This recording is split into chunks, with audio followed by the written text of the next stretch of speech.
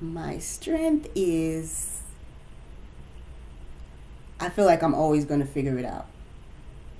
Like I would realize that something's not going right. I'm like, it's not going right, it's not going right, it's not going right. It's not moving, this is shifting. And then I'm like, well, I gotta do something different. So I'm very versatile and I'm adaptable to the market condition. All right, Alicia Minot, how are you? Welcome to the Foxhole.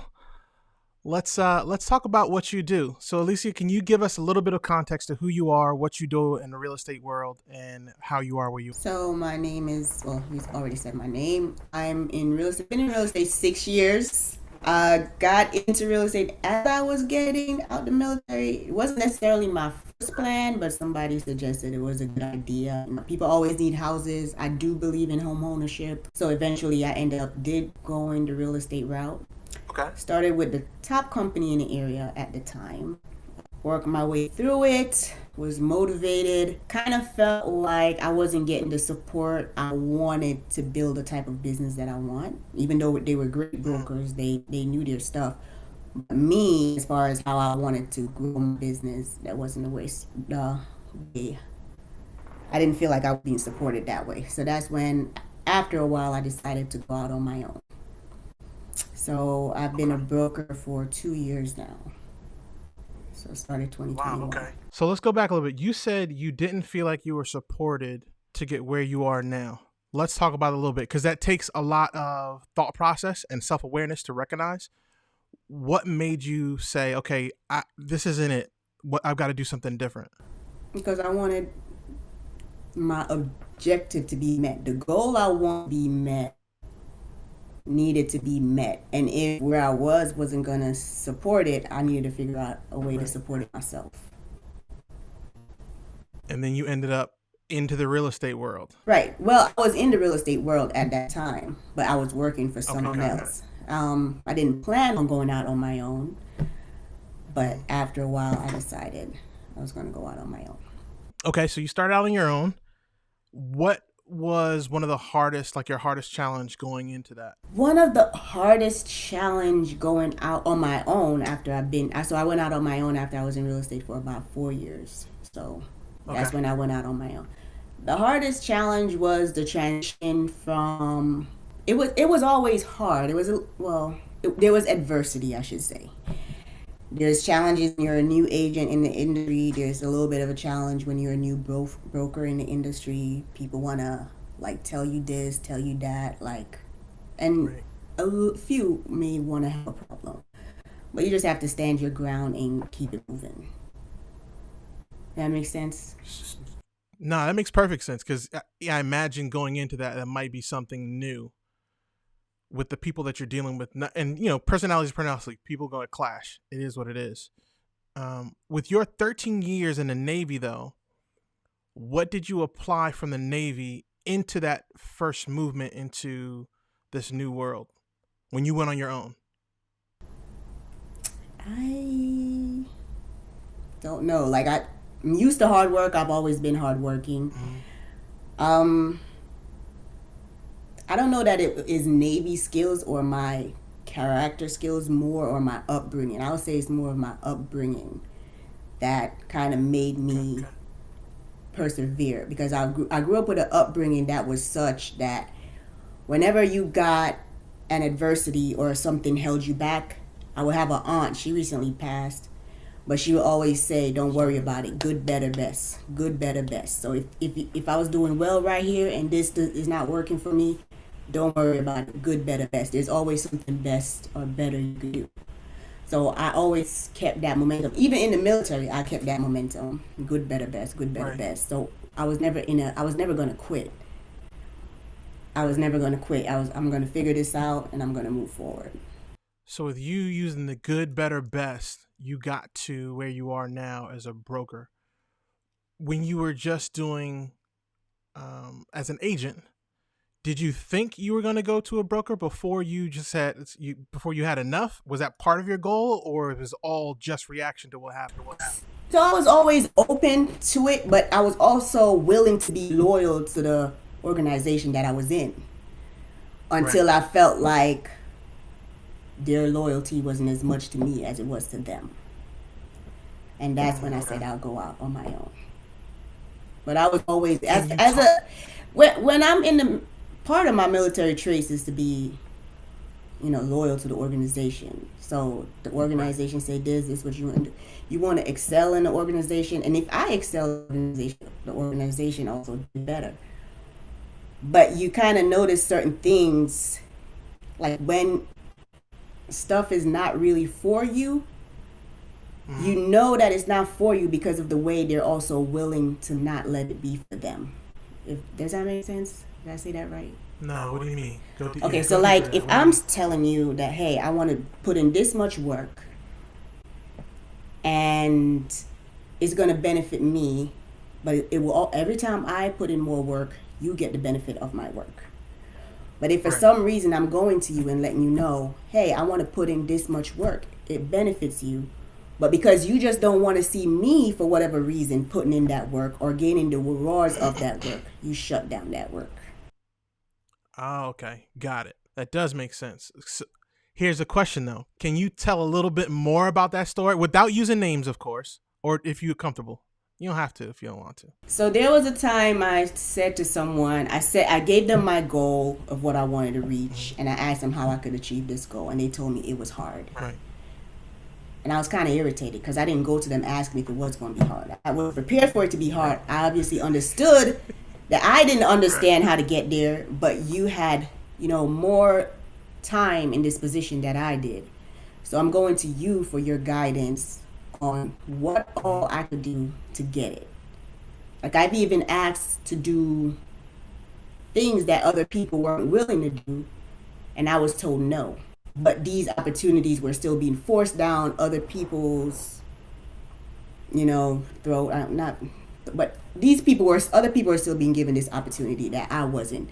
Right. And even though they didn't want the opportunity and I wanted the opportunity, I wasn't given the opportunity to put in that work.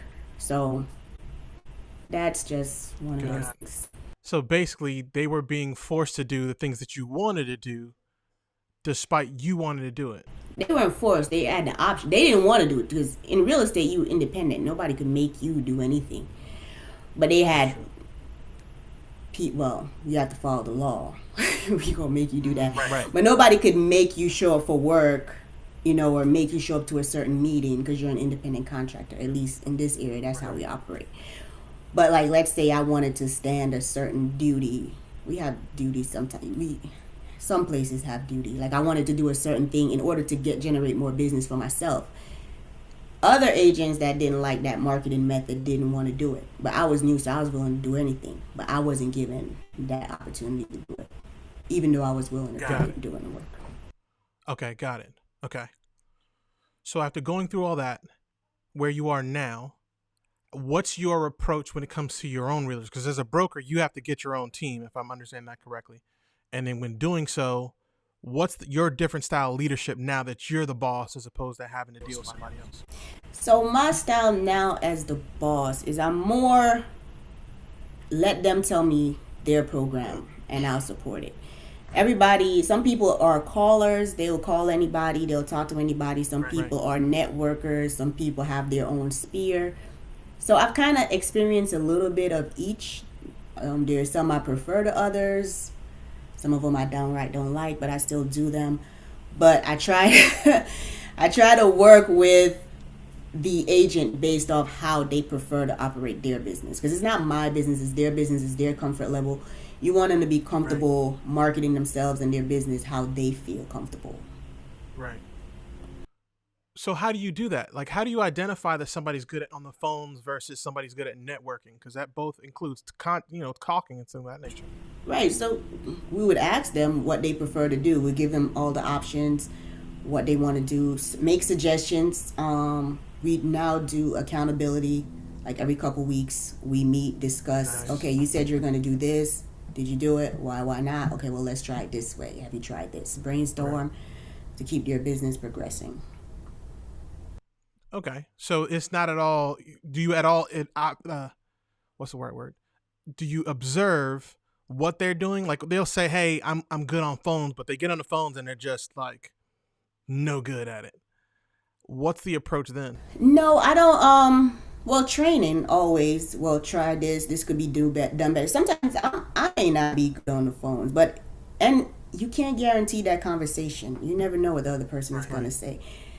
Sometimes you just gotta let it go. But what I pay attention to is how they address their business more Right. than just working it, when how they feel about their business. I have some agents that love real estate, they want to get into it, they're motivated by it. Sometimes you could tell some don't understand the work that goes in behind it. It's not as easy as you think. It's not skirts and heels, it's work. Like, you need to know real estate law, you need to know what's right. You can't go playing around with the client's money. That's not cute. All T's need to be crossed, all I's need to be dotted. And that's my biggest thing as a broker. The prospecting part, yes, cool. However, some people are naturally gabbers. They could get people's attention, and that's all great and fine. When it comes down to actually transacting on the client's behalf, like, I take that very seriously. Okay. Okay. Now, as the lead, you've got a lot of stuff to deal with, right? Like you said, you got to deal with the organization, you got to deal with the legal part of it. You also have to deal with when you have the ups and downs, if you will, of the business.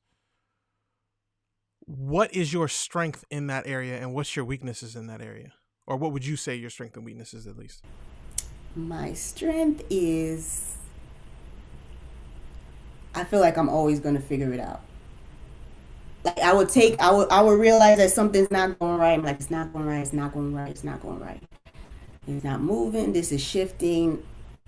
And then I'm like, well, I gotta do something different. So I'm very versatile and I'm adaptable to the market condition. So I'm never gonna quit. Um, I Right. would say that's my biggest strength. I'm determined to figure it out. I'm determined to move forward. I'm determined to not fail. I'm Okay. determined to always progress no matter what the situation is. Okay. Okay. Okay, Alicia. The next thing I wanted to talk about was your experience with property management. And was that always a part of you being a broker? Did you start out in property management? How'd you get into that? Start out didn't want to do property management, but I have a property that's Okay. managed. I have rental properties. Um, and that was by accident. I didn't plan Mm-hmm. on it. It's one of those things where I learned a lot from it happening, because I had that property. I was going to sell that property at year two, because Right. I bought a second property. And I didn't know, I wasn't in real estate at the time. I got in real estate the year after.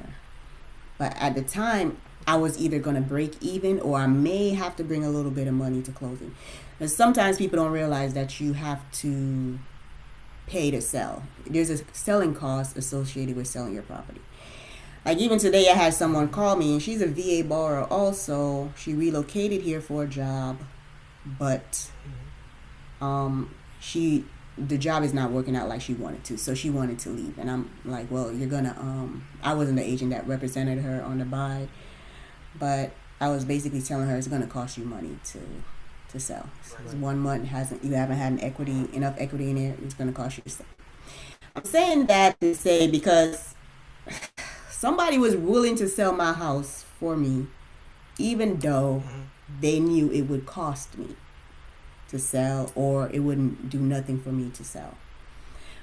Right. Or I could say, well, maybe they felt like it would ease a burden for me to sell. Um, like, I wouldn't have to worry about it anymore. I wouldn't have to worry about the payments anymore. At best, that was Right. their best intention. Forward like 1 year, I would have made like 12 grand. Then forward like another year, I would have made like 30 grand. And forward another year, I would have made the amount of money I would have made from holding it a longer period of time added up. Mm-hmm. So when I noticed that, it was kind of a self observation. Like, Mm-hmm. okay, I now have a tenant in there. They're paying the rent. At the time, for the first couple years, I wasn't really making any money on the rent. So, but the equity in turn showed.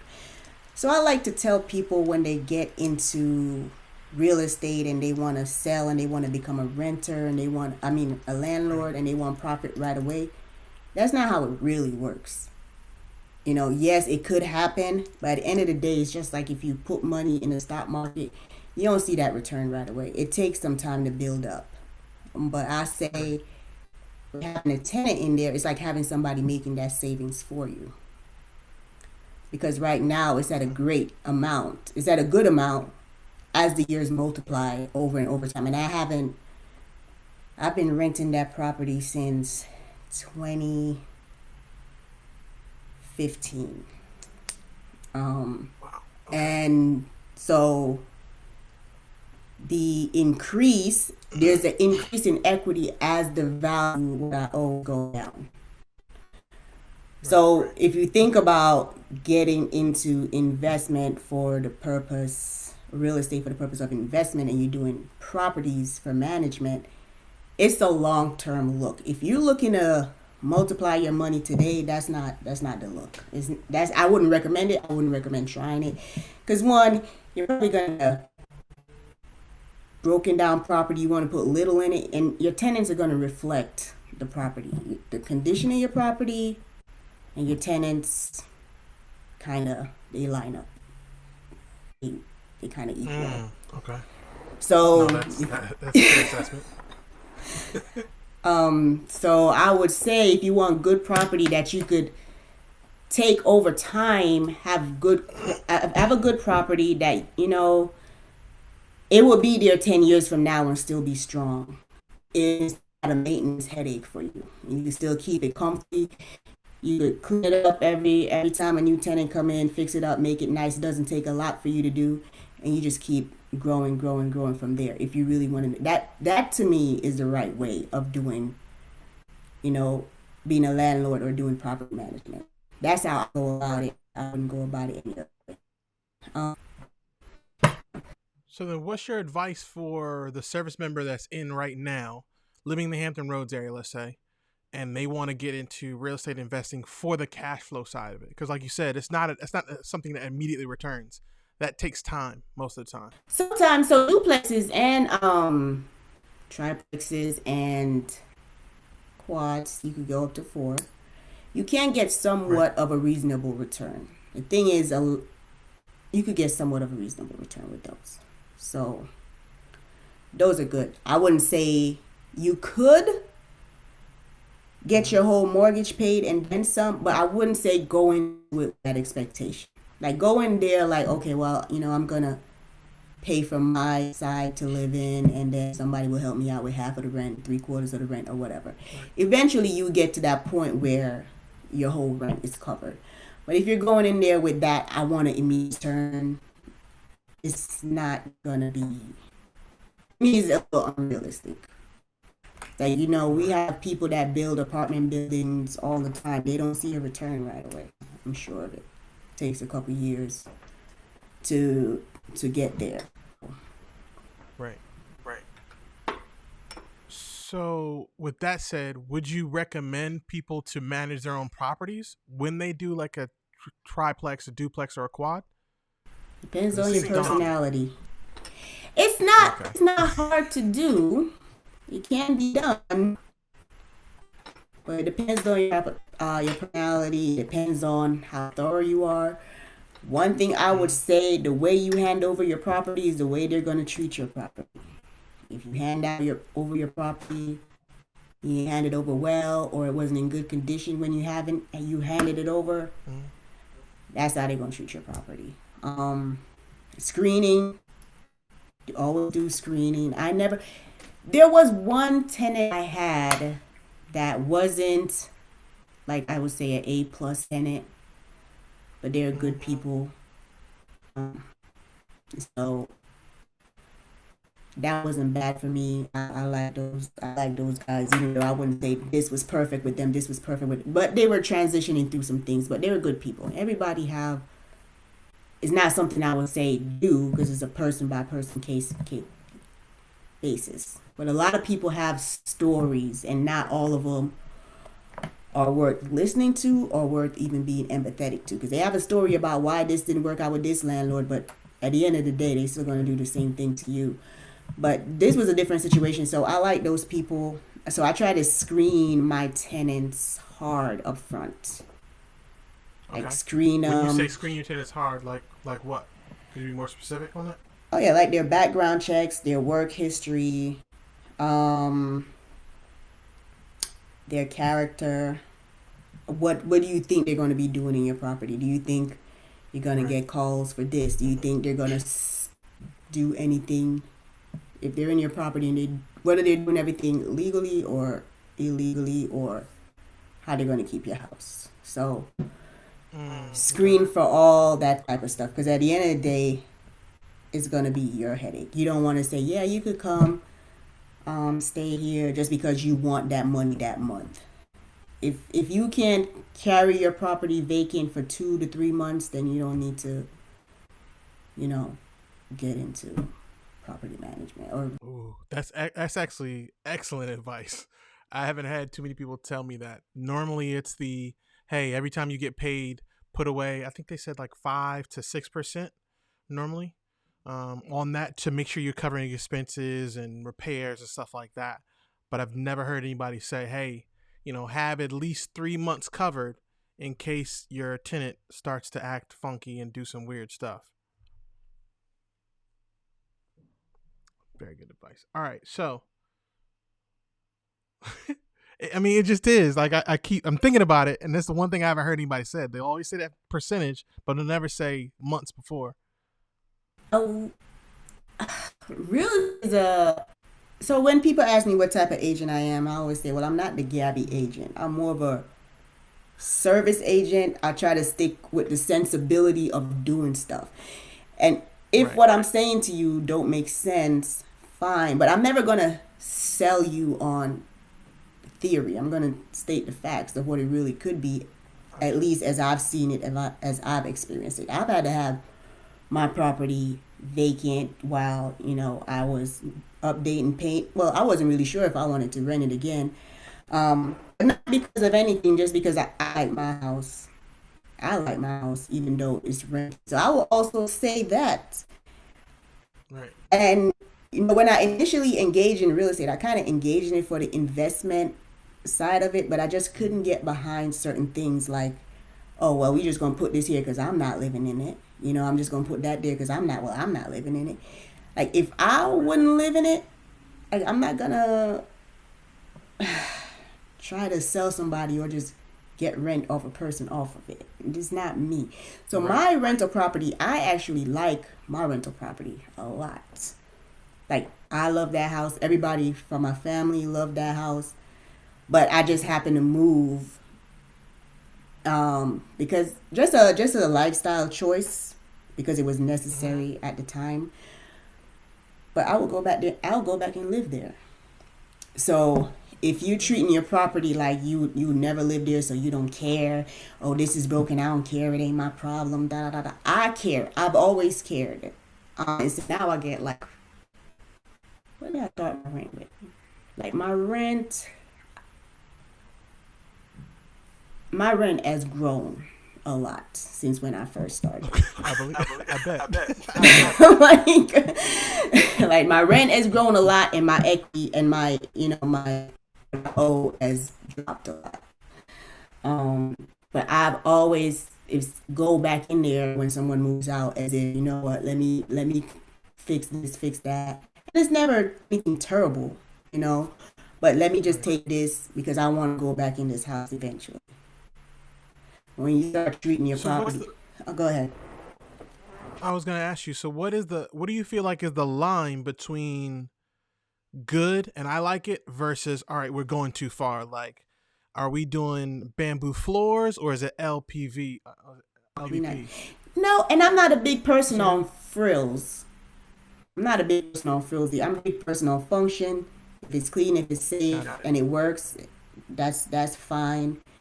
If it makes sense, I'm not saying it's going to be the cheapest thing. It ain't going to be the most expensive. It's going to be the most sensible thing. And I understand that could vary depending on location and property type and rent and all that type of stuff. So it's not the same for all of them. Like if you have a more high end property that you're charging a more high end rent for, might want to put a little more high end. If you're charging a little bit lower Right. for your rent, like those things got to kind of equal each other. Right.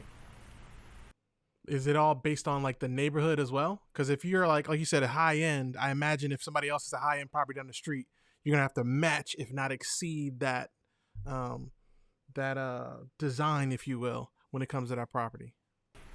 Yeah, I would say it depends on the neighborhood. It would depend on the neighborhood, depend on what you're going to ask these people to pay, all that type of stuff. Got it. But that's all calculated. Now, is that calculated as you go in, or are you doing that after you buy the property? You're doing that before you go in. So, how do people get a hold of you or reach out to you if they want to work with you or get in touch with you? So, what do you want? Like a number, email? You tell me. That's up to you. I don't know. Social media, it's Alisia Sells Homes. Website, www.alisiaminot.com. That's ALISIAMINOTT.com. Cell phone number, 757-609-0363. Email, Alisia@alisiaminot.com. I love it. Thank you, Alisia, for coming on. Ladies and gentlemen, you're better than you were, but you're half as good as you're going to be. Make sure you go out this week